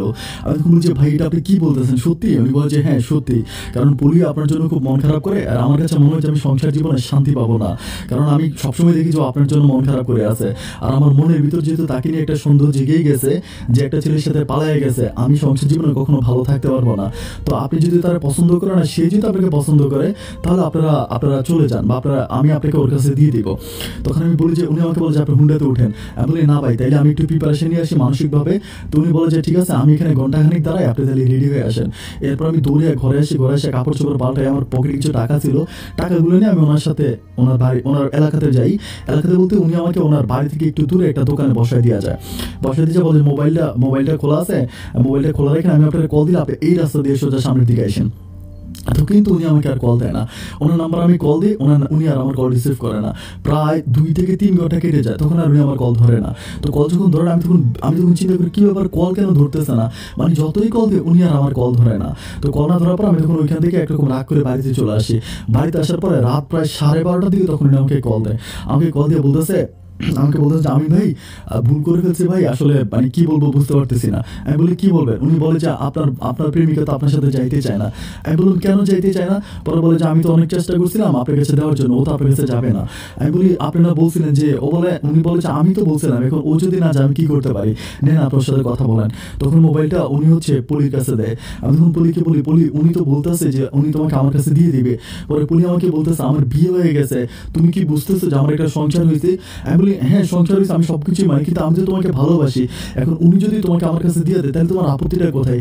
উনি তোমাকে দিয়ে দেয়, তুমি চলে আসো, আমি ঢাকা চলে যাই। মানে আমার কথায় একটা আমিরও পাইলেও, মানে এমন হয় যে আমিরও পাইলে উড়াল দিয়ে ঢাকা চলে যাবো। তো আমাকে বলতেছে আচ্ছা ঠিক আছে, এখন কি মানে আমি এখন কি করবো? আমি বলি তাইলে তুমি ওনার সাথে চলে আসো, তুমি কেন দ্বিমত পোষণ করতেছো? তো আমাকে বলতেছে কান্নাকাটি করতেছে। আমার আব্বা আম্মা শুনলে কি করবে? আব্বা আম্মা একবার আমাকে প্রচুর মারছে। আমি দেখো বলি মারছে, মারক যাই করুক, কিন্তু আমি দেখো তোমাকে অনেক ভালো রাখবো, প্লিজ তুমি এই কাজটা করো, তুমি আমাকে যেভাবে পারো তুমি প্লিজ চলে আসো। তো বলো আচ্ছা ঠিক আছে, কালকে সকালে তুমি আমার ঠিকানা দেয়, আমাদের দিনাজপুরে একটা কোডে ঠিকানা দেয়, ওই কোডে আমাকে যাইতে বলে। তো আমি কি করি, ওই কোডে যাই। যাওয়ার পর উনি তখন কি করে, মানে যার সাথে ওর বিয়ে হয়েছিল, ওনার হাজবেন্ড দুবাই প্রবাসী, ওই ভদ্রলোকের নাম ছিল মাসুদ ভাই। তো মাসুদ ভাই তখন ওই কোর্টে গিয়ে, মানে ও কোর্টে তখন মানে পলি মাসুদ ভাইকে ডিভোর্স করার পরে মাসুদ ভাই তখন পলিকে আমার হাতে তুলে দেয়। তো আমাকে বলতেছে ভাই আপনি ওরে নিয়ে কই যাবেন? মানুষটা অত্যন্ত ভালো ছিল, উনি আমাকে 20,000 টাকাও দেয়। এটা আসলে আমি বলে বুঝাতে পারবো না। উনি আমাকে 20,000 টাকা দেয়, বলে যে আচ্ছা ঠিক আছে আপনারা ভালো থাকেন। তো 20,000 টাকা দেওয়ার পর আমি তখন তাকে নিয়ে সরাসরি চলে আসি। আমি তাকে নিয়ে ঢাকাতে চলে যাই। ঢাকাতে আমি আগে একটা জায়গায় ঠিক করে রাখছিলাম, ওইখানে গিয়ে আমি তাকে নিয়ে থাকি, একটা ভাড়া বাসায় থাকি। তো আলহামদুলিল্লাহ আমার দিনগুলো সামনের দিকে ভালোই কাটতেছিল। তো এই ব্যাপারগুলো তখন আমি ওখানে একটা চাকরি করি, একটা হচ্ছে লাইক একটা বেকারিতে চাকরি করি। ও আর আমি একসাথেই থাকতেছি। অ্যান্ড তখন আলহামদুলিল্লাহ আমাদের মানে কোনো প্রবলেম নাই, আমাদের দিনগুলো সামনে দিয়ে খুব ভালোই যাচ্ছিল। তো এরই মাঝে ওর বাবার সাথে কথা বলে, মানে পলি তার বাবার সাথে কথা বলে, পলি তার বাবাকে সব কিছু বুঝিয়ে বলে যে এই ঘটনা, এখন উনি আমার স্বামী হয়ে যদি নিজে এসে আমাকে মানে আরেকজনের হাতে তুলে দেয়, তাহলে আমার দোষটা কোথায়? তো ওর বাবা ওর সাথে রাগারাগি করে যে এত কাহিনী ঘটে গেল, তো আমার কেন বললি না, মানে আমাকে তো অ্যাটলিস্ট বলতে পারতি। তো বলে যে বাবা কি করবো এখন, তো তোমাকেও তো বলতে চাইছিলাম, কিন্তু ও তো আমাকে সেই সুযোগ দিল না। মানে আমি বুঝতে পারি যে মাসুদ ভাই একরকম ইচ্ছা করে পলিকে আমার কাছে তুলে দেয়, মানে কেন তুলে দেয় এটা আমি এই পর্যন্ত ক্লিয়ার আমি জানি না। উনি একদম নিজে ইচ্ছা করে পলিকে আমার কাছে দিয়ে দেয়। এটা কি একটা ভালোবাসার সমাধার জন্য নাকি ওনার অন্য কোনো উদ্দেশ্য আছে? আচ্ছা যাই হোক, তো এরপরে যাই হোক আমি ওইখানে ঢাকাতে থাকতেছি, আমি আমার পরিবারের সাথে কথা বলি। আমার বাবা মা তখন বলে যে তুই বাড়িতে চলে আয়, বাবা মা এটা বলে। আর আমার যেহেতু ভাই বোনগুলো আছে তখন তারাও বড় হচ্ছে, আমার আব্বা মা বলতেছে তোর বোনগুলোকে বিয়ে দিতে হবে, এখন যদি তুই এরকম করিস তাহলে কি তোর বোনটারে বিয়ে দিতে পারবো, মানুষজন কি বলবে, তুই বাড়িতে চলে আয়। অ্যান্ড ওই দিক থেকে পলির বাবা সম্পর্কটা মেনে নেয়। যখন মেনে নেয় তখন আমরা কি করে, ঢাকাতে আমরা থাকি প্রায় 5 থেকে 6 মাসের মতো থাকি। অ্যান্ড 5-6 মাস থাকার পর তখন আমরা ঢাকা থেকে আবার হচ্ছে দিনাজপুরে ব্যাক করি। তো দিনাজপুরে ব্যাক করার পর আলহামদুলিল্লাহ তখন আর কোনো প্রবলেম নাই। পোলিওর ওই আগে যেটা বিয়ে হয়েছিল ওটাতে সমাধা হয়ে গেছে। তখন ওই এলাকাতে আমাদের পারিবারিকভাবে আবারও অনেক ধুমধাম করে বিয়ে হয়, মানে অনেক ধুমধাম করে মানুষকে জানিয়ে একেবারে মাইকিং টাইকিং করে এলাকাতে খুব ভালো করে আমাদের বিয়ে হয়। বিয়ের কাজটা কমপ্লিট হয় আলহামদুলিল্লাহ, আমাদের দুজনের সংসারে আর কোনো অভাব নাই। আমরা দুজনের প্রতি প্রচুর পরিমাণ প্রেম ভালোবাসা, যেন একটা মুহূর্ত ও আমার দেখলে বাঁচে না, আমি তারা না দেখলে বাঁচি না, মানে আমরা তখন গভীর প্রেমে মগ্ন থাকি। আর আরেকটা ব্যাপার কি, যে পলি কিন্তু আমার আব্বা আমার সাথে খুব ভালোভাবে মিশে যায়, মানে আমার আব্বা আমাকেও যথেষ্ট রেসপেক্ট করে, সম্মান করে, আমার আব্বা আমার সাথে অনেক ভালোবাসা দিয়ে কথা বলে। মানে এমন হয় যে আমার আব্বা আম্মা মানে তার সাথে এমন একেবারে নিজেদের মেয়ের মতো করে পলিকে নিয়ে নেয়। তো এরপর আবার যে শিরিন আপু ছিল, শিরিন আপু মোটামুটি আমাদের সম্পর্কটাকে খুব মানে একেবারে ওনার মতো করে নিয়ে না, আমাদের সম্পর্কটা তখন এমন একটা সম্পর্কে পরিণত হয়েছে যে একটা মুহূর্ত কেউ কাউরে না দেখলে যেন থাকতে পারি না। তো এইভাবে সামনের দিকে যেতে যেতে আমার একটা সুখবর আসে বলতে আমার পলি বাচ্চা কনসেপ্ট করে। তো বাচ্চা কনসেপ্ট করার পরে তো আলহামদুলিল্লাহ আমার মানে আমি তো তখন মানে এত পরিমাণ খুশি। আমার আব্বার সাথে তখন আমি মাঠে কাজ করি, তো যে পরিমাণ টাকা পয়সা উপার্জন করি ওটাতে আমার সংসারটা অনেক ভালো চলে। আর পলিরা আসলে অত বড় লোক তা না, মানে পলির বাবা হচ্ছে ফিশারির ব্যবসা করে, মানে ফিশারি বলতে মাছের ব্যবসা করে, মানে অনেক জায়গাটাকে নিয়ে ওইগুলোতে মাছ ফেলে, তারপর বড় মাছ হলে মাছ বিক্রি করে, ওরকম। মানে অত বড় লোক না যে অনেক বেশি টাকা পয়সা বলে, এমন কিছু না। তো যাই হোক, এরপরে আমার একটা ছেলে সন্তান হয়, পুরীর ঘরে একটা ছেলে হয়। অ্যান্ড ছেলে হওয়ার পরে আমার ছেলেটাকে পাওয়ার পর আমি মহা খুশি আলহামদুলিল্লাহ, মানে প্রচুর পরিমাণ খুশি, এত বেশি খুশি হয়ে কাউকে বলে বোঝাতে পারবো না। মানে আমার দিনগুলো এত ভালোভাবে সামনে দিয়ে কাটতেছিল যে মানে আমার কাছে মনে হয় যে সারা পৃথিবী একদিকে, আমার পুলি একদিকে, আমার বাচ্চাটা একদিকে। আমি তখন আস্তে আস্তে করে আমার নিজের জীবনটাকে গোছাচ্ছিলাম। আমি চিন্তা করতেছিলাম যে যত যাই হোক জীবন থেকে এখন একটা মানে একটা ভালো প্ল্যাটফর্মে আসছি, এখন জীবনটাকে সামনের দিকে উপভোগ করতে হবে। আর এরই মাঝে পলির জায়গায় জামাই ছিল মাসুদ ভাই, মানে মাসুদ ভাই কিন্তু আবারও দুবাইতে চলে গেছে, বিয়ে করে না, বিয়ে না করে দুবাইতে চলে গেছে। অ্যান্ড মাসুদ ভাই তার পরিবারকে কিভাবে ম্যানেজ করে এটা আমি জানি না। মানে মাসুদ ভাইয়ের সাথে আমি শুধু পলিকে এটাই জিজ্ঞেস করি যে তোমার সাথে কি হয়েছিল মাসুদ ভাইয়ের। তো আমাকে খালি ওই ঢাকা থাকা তোমাকে একটা কথাই বলেছিল যে আমি মানে উনি আমার সাথে বাসর করার জন্য চেষ্টা করছিল, কিন্তু আমি ওনাকে সুযোগ দিই নাই। অ্যান্ড উনি 3-4 দিন আমার শরীরে হাত দিতে চাইছে, এমনকি দিই নাই। তো না দেওয়ার পর উনি জিজ্ঞেস করছে যে কারণ কি, তো আমাকে কারণের কথা জিজ্ঞেস করছে, আমি কিছু বলি নাই, আমি ওনাকে জাস্ট আমার কাছ থেকে দূরে সরাই রাখছি। তো অনেক পরে উনি যাচাই বাছাই করছে আমাদের এলাকাতে, যাচাই করে জানতে পারছে যে তোমার সাথে আমার রিলেশন ছিল, আমি তোমার সাথে পালাই গেছি। তো পরে আমাকে একদিন এসে জিজ্ঞেস করার পর আমি তখন তোমার নাম্বার দিয়ে দেয়। মানে এইটা হচ্ছে স্টোরি ওদের সাথে। অ্যান্ড এরপর তো উনি ওই মানে মাসুদ ভাই পলিকে আমার হাতে দিয়েই দেয়। কিন্তু এই ব্যাপারটা ওখানেই শেষ, ওটা নিয়ে আর কোনো কথাবার্তা বলা হয়নি। তো আমার ছেলেটা মোটামুটি বড় হচ্ছে, আস্তে আস্তে দিনগুলো সামনের দিকে কাটতেছে। আমরা তখন প্রচুর পরিমাণ খুশি, আমাদের সংসার আর কোনো অভাব অনটন নেই, মানে কোনো ঝামেলা নেই, আমরা অনেক ভালো আছি। তো এইভাবে দিনগুলো যেতে যেতে আমাদের মানে হচ্ছে আমাদের যে রাস্তা, মানে আমাদের রাস্তাটা একটু ভাঙা টাইপের রাস্তা, মানে হয় না যে এরকম খুচি মানে গুচি, আপনারা যে মানে বাঁশের গুচি অনেকেই চিনেন, মানে বাঁশের গুচি গাড়ায় রাখছে ইয়ে করে। বাট এটা প্রায় আমার সন্তানটা হওয়ার আরও প্রায় 3 থেকে 4 বছর পরে, 3-4 বছর পরে তখন মানে এমন যে আমার সন্তানটা একটু একটু করে হাঁটতে পারে, মানে ও এরকম করে হাঁটতে পারে। তো হাঁটতে পারে তখন মানে হাঁটতে পারে বলতে মানে এরকম হাতে ধরে হাঁটাইতে হয় আর কি, অতটা মানে বড় হয় না। 4 বছরে হবে, প্রায় 4 থেকে 4.5 বছর এরকমই হবে।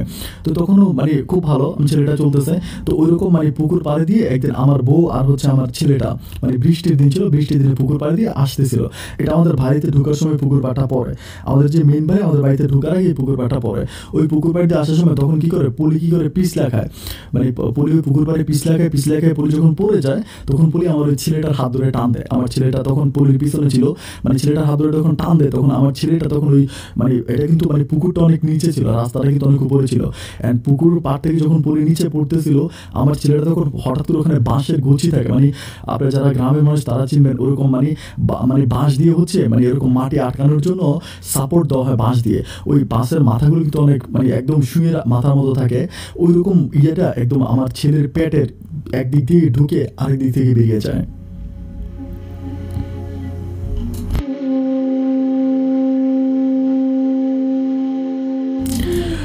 পলি মানে মানে বাসটা থেকে মানে বাসার একদম ভিতরে ঢুকে যায়, কিন্তু আমার ছেলের মানে আপনারা মানে একদম জাস্ট কিনা মানে পেটের একটা মানে একদম পাশ দিয়ে ঢুকে মানে পেটের ভিতর দিয়ে ঢুকে পিছন থেকে বেরিয়ে যায়।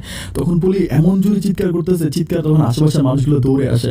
আইসা ওরা তখন বাসটা কাটে না, মানে বাসটা থেকে ছেলেটারে বের করতে পারতেছে না, কারণ বাসের মাথাটা এমন ছিল যে বের করলে হয়তো ওর মানে ওর পেটের ভিতরে যে নাড়ি ভুঁড়িগুলো আছে মানে ওইগুলো কিন্তু বেরিয়ে যাচ্ছে। তখন তারা কি করে মানে বাসটাকে কাটে, তখন তারা বাসটাকে করে বাসটাকে কাটে। অ্যান্ড বাসটাকে কাটার পরে খুব মানে ওই বাসটার সময় ছেলেটাকে হসপিটালে নিয়ে যায়। হসপিটালে নিয়ে যাওয়ার পরে ডাক্তার এটাকে মানে খুব টেকনিক্যালি অপারেশন করে বাসটা বের করে। কিন্তু বের করার পরে ওইখানে মানে বাসটা কেটে জাস্ট কোনোভাবে বের করে, কিন্তু মানে এখানে এমন একটা অবস্থা হয়েছে যে এটা অপারেশন করতে হবে, মানে ভিতরে অনেকগুলো আঁত কেটে যায় এবং এটা অপারেশন করতে হবে, অপারেশন করার জন্য অনেক বেশি টাকা লাগবে। অ্যান্ড তখন ওরা দিনাজপুর থেকে ডাক্তার আমাদেরকে ঢাকা পাঠিয়ে দেয়। তো ঢাকা পাঠিয়ে দেয়, তখন আমরা ঢাকাতে চলে যাই। তো আমাদের মানে এমন অবস্থা হয় যে মানে কারো কাছে তেমন কোনো টাকা পয়সা নেই, মানে পলির পরিবারও তো আসলে অত বেশি টাকা পয়সা নেই, আর আমার তো মানে আমার পরিবার তো একেবারে নুনাতে পান্তা পোড়া, খুব খারাপ অবস্থা, দুজনের অবস্থা খুবই খারাপ, মানে কারো কাছে টাকা পয়সা নাই। তো তখন আমি বিভিন্ন জায়গা থেকে এখানে সেখানে এসে ছেলে চিকিৎসা করাইতেছি, মানে ঢাকাতে একটা হসপিটালে রেখেছি, কিন্তু মানে ওই রকম হয় না যে মানে অপারেশন করাইতে হবে। ডাক্তার সবসময় আসলেই বলে যে অপারেশন করান, কারণ ভিতরে আঁতগুলো পচে যাবে, নাইলে আঁতগুলো পচে যাবে, আর পচে গেলে বাচ্চাটা মারা যেতে পারে, অপারেশনটা করান খুব জরুরি, ওভাবে ডাক্তার বলে। কিন্তু মানে আমি মানে এমন হয় যে আমার ছেলেটার দিকে তাকাইলে কোনো মানুষের মানে নর্মালি কান্না চলে আসবে, মানে এমন অবস্থা হয়ে যায়, মানে ছিদ্রটা একেবারে স্পষ্ট দেখা যায় এরকম। মানে আমার কাছে মনে হচ্ছে আমি জীবনে কখনো এরকম মানে দেখিনি, যে বাইচে আছে এইটাই আল্লাহর কাছে শুকরিয়া, মানে যে আল্লাহ যে বাঁচায় রাখছে এটা আমরা আল্লাহর কাছে শত শুকরিয়া জানাই। মানে পেটের এক দিক থেকে ঢুকে আরেক দিক থেকে বেরিয়ে যায় এরকম।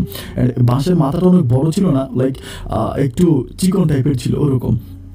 কিন্তু যাই হোক, এরপরে আর কি করবো মানে কোনো কিছুই বোঝা যাইতেছে না। ওইখানে ঢাকাতে রাখতেছি, ঢাকাতে প্রায় আমি আমার বাচ্চাটাকে 2 মাসের মতো রাখি। অ্যান্ড 2 মাসে আমাদের কাছে যত রকম টাকা পয়সা ছিল, মানে আমার কাছে যা টাকা পয়সা ছিল আমার সব টাকা পয়সা শেষ, এবং আমার বউয়ের কাছেও আমার শ্বশুরবাড়ি থেকেও আর কোনোভাবে টাকা পয়সা দিতে পারতেছে না। আমি তখন বিভিন্ন মানে বাংলাদেশে যে বিভিন্ন টিভি চ্যানেলগুলো আছে, অনেক টিভি চ্যানেলের কাছে যাই, ভাই আমার মানে সাহায্য লাগবে আমার সন্তানদের জন্য, মানে একটু সাহায্য করেন, অনেক টিভি সেন্টারের কাছে যাই। এরপরে আমি একজন লোকের নাম বলি, উনি পরে ধরা খাইছিল, উনি হচ্ছে নোয়াখালীর একজন ইউটিউবার ছিল। পরে উনি হচ্ছে ওনাকে দিয়ে পর্যন্ত আমি একটা প্রতিবেদন বানাই, কিন্তু প্রতিবেদন বানানোর পর ওই লোকটা জানি না আমার বাচ্চাটাকে দিয়ে কয় টাকা ইনকাম করে, কিন্তু ওই লোকটা আমাকে মাত্র 12,000 টাকা দেয়। 12,000 টাকা দিয়ে যাই হোক, সে আমাকে 12,000 টাকা দিচ্ছে। ওনার বাড়ি ছিল নোয়াখালীতে, উনি ইউটিউবার ছিল, অনেক বড় একজন ইউটিউবার, অনেক হয়তো বাংলাদেশে সবাই চিনে। তো যাই হোক, এরপরে উনি আমাকে মাত্র 12,000 টাকা দেয়। উনি আমার ছেলেটাকে রিভিউ করে, ছবি উঠে, ভিডিও করে, এবং মানুষের কাছে টাকা পয়সা চায়। তো এরপরে বিভিন্ন ওনার থেকে আবার বিভিন্ন জায়গায় মানুষজন এসে আমার ছেলেটার ছবি উঠায়, তারপরে ভিডিও করে, তারপরে মানে অনেক জায়গায় মানে সোশ্যাল মিডিয়াতে আমার ছেলেটার ছবি একেবারে ভাইরাল হয়ে যায়, মানে বিভিন্ন জায়গায়। কিন্তু সবচেয়ে দুঃখজনক ব্যাপার হচ্ছে আমার ছেলের ছবি ভাইরাল হয়, কিন্তু এইটার কোনো প্রতিফল আমি পাই না। মানে আমার ছেলের ছবি সবার হাতে হাতে থাকে, কিন্তু আমি ছেলের অপারেশন করানোর জন্য আমার কেউ টাকা পয়সা দেয় না। এভাবে বেশ কিছুদিন কেটে যায়, বাট কোনোভাবে আমি কিছুই করতে পারি না। কিছু করতে না পারার পর আমার বউ তখন বলতেছে যে আমি বাড়িতে যাই, দেখি দিনাজপুরে গিয়ে কিছু করা যায় কিনা। আমি তখন তারা বলি, দিনাজপুরে গিয়ে তুমি কী বা করতে পারবা? আমার বলে আমি দিনাজপুরে যাই না, দেখি কী করা যায়। তো তখনও দিনাজপুরে যায়। দিনাজপুরে যাওয়ার পরে ও প্রায় 1 সপ্তাহ মতো দিনাজপুর থাকে। 1 সপ্তাহ দিনাজপুর থাকার পর ও তখন দিনাজপুর থেকে ফিরে আসে, এসে আমাকে বলতেছে যে টাকা ম্যানেজ করছি। আমি বলি কী বলো? মানে টাকা লাগবে 3.5 লাখ টাকার মতো লাগবে আর কি। তো আমাকে বলে যে টাকা ম্যানেজ করছি। আমি বলি কেমনে? ও বলে যে যেমনি ম্যানেজ করছি, এখন তোমার শোনার দরকার নেই, তুমি অপারেশনের জন্য মোটামুটি সব কিছু প্রিপারেশন নাও।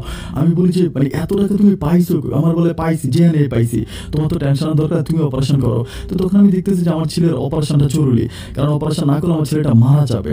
যার জন্য আমি আর ওর সাথে কথাবার্তা না বাড়াইয়া আমি আমার ছেলের অপারেশনের ব্যবস্থা করি। তো ডাক্তারের কাছে টাকা পয়সা দেওয়ার পরে ডাক্তার মোটামুটি মানে অপারেশন করে, অ্যান্ড অপারেশন করার পরে আলহামদুলিল্লাহ আমার ছেলেটা সুস্থ হয়। আমার ছেলেটা সুস্থ হওয়ার পর আমার তখন আমার কলিজার ভিতরে পানি আসে। তখন আমরা ওইখানে আরও থাকি, আমরা প্রায় এখানে আরও 20-25 দিনের মতো হসপিটালে থাকি। 20-25 দিন হসপিটালে থাকার পরে আমি আমার ছেলেটাকে নিয়ে দেন হচ্ছে দিনাজপুরে আসি।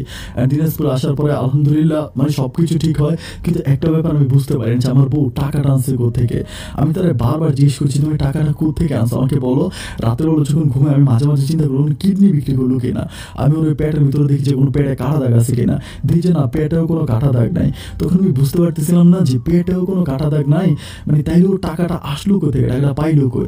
আমি আমার আব্বা আমার জিজ্ঞে ও কোথেকে টাকা আছে তোমরা জানো, আব্বা আমা বলে ওরা জানে না। এবং এরই মাঝে পলির বাবা মায়ের সাথে কথা বলি, তারাও মানে কিছু বলতে পারে না, তারাও জানে না। পলির বাবাকে বলি যে আপনি কি জানেন কিছু, বলে যে আমিও তো জানি না। অ্যান্ড ও পলি কিন্তু তার বাবার কাছ থেকে অনেক টাকা নেয়, অ্যান্ড লাস্ট পর্যন্ত কিন্তু মানে পলির বাবা আর পলিকে টাকা দেয় না, মানে ও টাকা দেয় না বলতে ওদের আসলে টাকা দেওয়ার কোনো সামর্থ্য নাই। আর এরই মাঝে আমি একটা ব্যাপার কিন্তু ওখানে মানে রেখে গেছিলাম, পলির বাবা কিন্তু একবার অ্যাক্সিডেন্ট করে, মানে সিএনজি থেকে উনি পড়ে যায়, সিএনজির সামনে বসে না, সিএনজির সামনে বসে যখন উনি আসতেছে তখন সিএনজির মধ্যে উনি ঘুমিয়ে যায়, মানে সামনে ড্রাইভারের সিটে বসে ঘুমিয়ে যায়। অ্যান্ড ঘুমিয়ে যাওয়ার পর তখন উনি কী করে, সিএনজি থেকে একদম রানিং সিএনজি থেকে পড়ে যায়, পড়ে গিয়ে ওনার মাথা ছেঁচড়ে যায় এবং শরীরে ওনার অংশ কেটে যায়। উনি আর তখন কোনো কিছুই করতে পারে না, কোনো কাজ করতে পারে না। তো ওনার পক্ষে আসলে আর টাকা দেওয়া কোনোভাবেই সম্ভব হয় না। তো আমি বারবার মানে দিন যাচ্ছে আর পড়ে বারবার জিজ্ঞেস করছি তুমি টাকাটা কই পাইছো, টাকাটা কোথেকে আনছো। ও আমাকে বলে যে টাকা যেখান থেকে আনছে ওটা তো তোমার শোনা লাগবে না, তুমি ছেলের অপারেশন করেছে না, এখন ছেলে ভালো আছে না। ওরকম করে দিনগুলো সামনে দিকে যাচ্ছে, যেতে যেতে প্রায় আরও এক সপ্তাহ মতো কেটে যায়। এক সপ্তাহ মতো কাটে, এক সপ্তাহ পরে ও আমাকে কিছুই বলে না।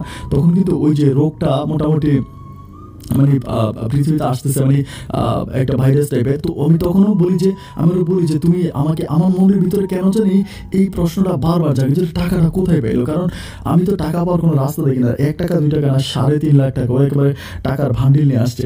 তো যাই হোক, এভাবে কিছুদিন যাওয়ার পরে ও যখন আমার কাছে বলে না, আমি ব্যাপারটা নিয়ে আর কোনো কথা বলি না। কিছুদিন পরে একদিন রাতের বেলা ও মানে আমার ছেলে আমি আরও একসাথে ঘুমাইছি, সকালবেলা ঘুম থেকে উঠে দেখি যে ও নাই। সকালে ঘুম থেকে উঠে দেখতেছি যে ও নাই, মানে ওরে পাইতেছি না। আমি চিন্তা করলাম কি ও কোথায় গেল, মানে ও নাই। এবার আমি মারে জিজ্ঞেস করি, আমি বললাম মা পুলি দিয়ে দেখছো, মা বলে যে না পুলিরে তো দেখি নাই। আমি তখন সবারই জিজ্ঞেস করি যে মানে পুলি কই গেছে, আমি কারোর কাছে পুলির কোনো খোঁজ খবর পাই না। তো সবারই জিজ্ঞেস করি, আমার এখানে মা, তারপর আমি পুলিদের বাড়িতে যাই, পুলিদের বাড়িতে গিয়ে পুলির বাবার সাথে কথা বলি, ওনাদের সাথে ওনারাও বলে যে না পুলি কোথায় গেছে ওনারা বলতে পারে না। কিরে বাবা, একটা মেয়ে কোথায় চলে যাবে, রাতের বেলায় ঘুমাইলাম, সকালবেলা উঠে দেখি যে আমার বউ নাই। তো গেল কোথায়, মানে সব জায়গায় খুঁজতেছি, কোনো জায়গায় পাই না। তো পাই না পরে আমি খুবই অবাক হয়েছে। আমাদের এলাকাতে বিভিন্ন মানুষের সাথে কথা বলি, মানে একদম হাওয়া হয়ে গেছে, মানে হয় না যে জিনে নিয়ে গেছে মনে হয়, যেন একদম হাওয়ার মতো উধাও হয়ে গেছে। না পাইতেছি না, প্রায় 15-20 দিনের মতো কেটে যায়, ওর কোনো খবর নাই, মানে কোনো খোঁজ খবর নাই। 15-20 দিন ও কোথায় চলে গেছে ওরা পাইতেছি না পাই। আমরা তখন দিনাজপুরে এখানে সেখানে বিভিন্ন জায়গায় আমরা ঘুরে বেড়াইতেছি, কোথাও পাই না।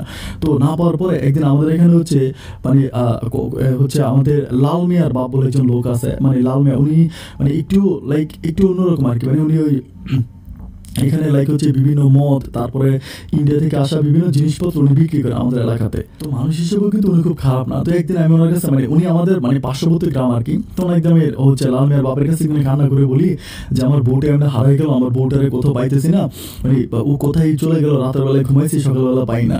তখন উনি আমার বলে, লাল মিয়ার বাপ আমার বলে যে তুই তোর বউয়ের ব্যাপারে রফিকের সাথে কথা বল। মানে রফিক বলতে একটা লোক আছে, উনি হচ্ছে সবসময় ইন্ডিয়া থেকে মানে ইন্ডিয়ান কাপড়, তারপরে ইন্ডিয়ান ড্রাগস, এটা সেটা ইন্ডিয়া থেকে আনে, মানে আইনা আমাদের এলাকাতে বিক্রি করে, দিনাজপুরে বিক্রি করে।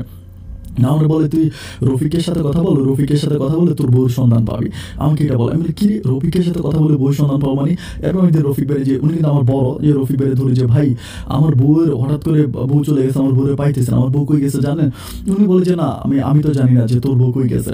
আমি তখন বলি যে কেমন কথা বলতেছেন, আমার বউ কই গেছে আপনি জানেন না? পরে বলে যে না তোর বউ কই গেছে আমি জানি না।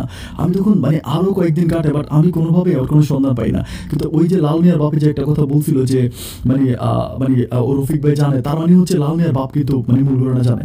একদিন আমি ওনার পায়ে একদম হাতে পায়ে ধরে কান্না করে বলেছে, দাদা আপনি যেহেতু আমি জানি আপনি ছাড়া এটা আর কেউ বলতে পারবে না, মানে আপনি প্লিজ আপনি বলেন যে আমার বউ কই গেছে, এটা একমাত্র আপনি জানেন। ওনার হাতে পায়ে ধরে যখন কান্না করে বলি, তখনই আমাকে বলে যে আমার বউ নাকি আমার ছেলের চিকিৎসার জন্য রফিকের কাছ থেকে, মানে আমাদের এলাকার দালাল রফিকের কাছ থেকে আমার বউ নাকি 3.5 লক্ষ টাকা নিয়ে গেছে। 3.5 লাখ টাকা নিয়ে গেছে এই চুক্তির মাধ্যমে যে আমার ছেলের চিকিৎসা হয়ে যাওয়ার পরে আমার বউকে হচ্ছে রফিক ইন্ডিয়াতে পাঠানো, আমার বউ ইন্ডিয়াতে চলে যাবে, ইন্ডিয়ার প্রতিতালয়ে চলে যাবে। একরকম আমার বউকে রফিক বিক্রি করছে।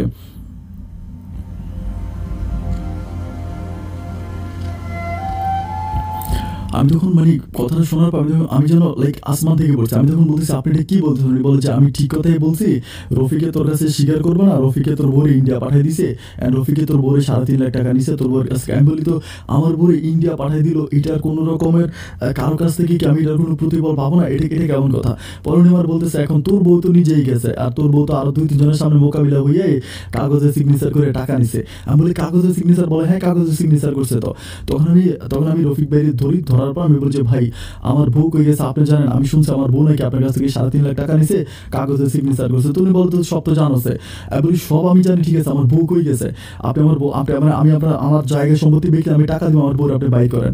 তখন উনি বলতেছে যে তোর বউ যে তোর সন্তান যখন হসপিটালে তখন জায়গায় সম্পত্তি বিক্রি করতে পারলি না, তখন জায়গায় সম্পত্তি বিক্রি করলে তার তোর বউরে আর বেচা লাগতো না।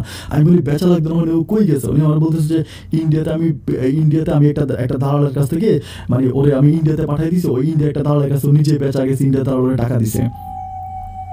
আমি তখন বলতেছি ভাই শোনেন আমি পুলিশের আশ্রয় নিতে চাই না, আমি কোনো কিছু করতে চাই না, আপনি আমার বউয়ের বাই করে দেন। উনি আমার বলে যে তুই পুলিশের আশ্রয় নিবি না, তুই পুলিশের কাছে এখন যাবি যা, তোর বউ নিজে কাগজে সিগনেচার করে টাকা দিছে। তখন উনি আমাকে কাগজটা দেখায়, আমি দেখতে পাচ্ছি ঠিক একটা ব্ল্যাঙ্ক স্ট্যাম্প, ওখানে কিছু লেখা নেই উপরে, ওটা ব্ল্যাঙ্ক স্ট্যাম্প আমার বউ সিগনেচার করা।